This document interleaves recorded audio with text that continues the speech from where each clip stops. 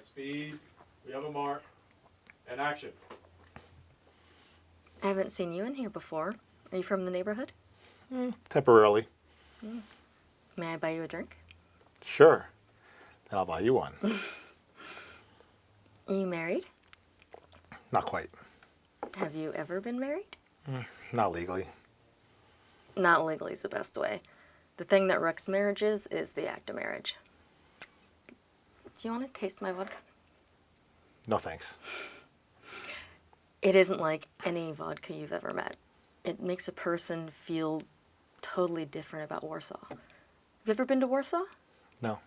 Neither have I. But I may move there. You can buy a 2-bedroom apartment for $6,000. The man I know says the Polish people of Warsaw are in fact what the people of Paris only pretend to be. How do you feel about that? I feel good about it. Yeah, so do I. How do you feel about the French? I feel good about them too. You love everybody, right? That's right. Healthy. Very healthy. Unusual. Are you sure you don't want to taste my vodka? No thanks. I used to live in Panama. It was the only time I ever ventured out of this neighborhood. It was a bad move. Panama was not for me. I don't think Panama's for anybody. They'll cut your throat in Panama City just to get your shoes. That doesn't seem right, does it? Nah, I guess not. I was married to a military man in Panama, a commander in the United States fleet. He treated me very well.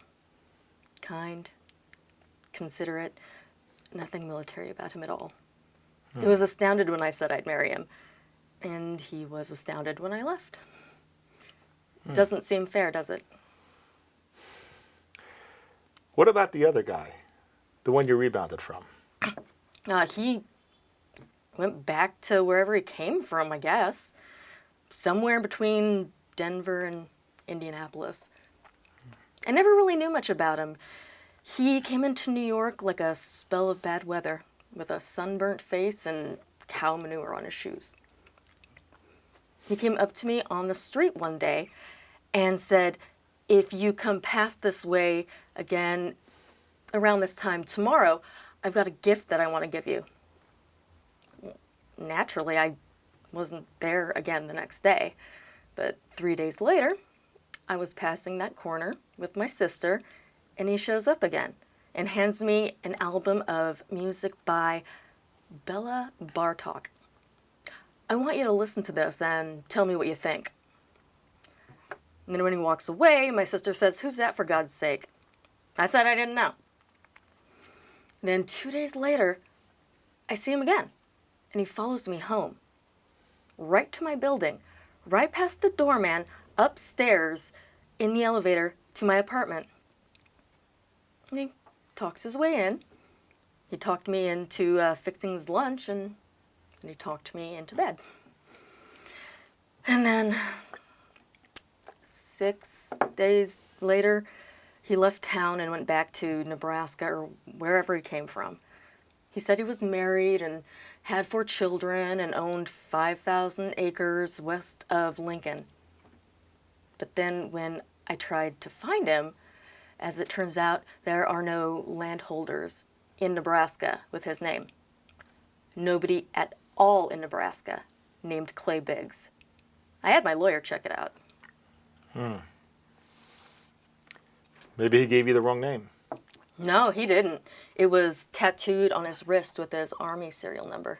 I guess you could locate it that way.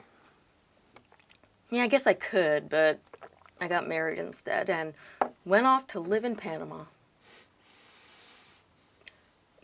Do you think that story's true, or do you think I made it up? It does sound as if you made it up. It sounds that way to me, too. And cut.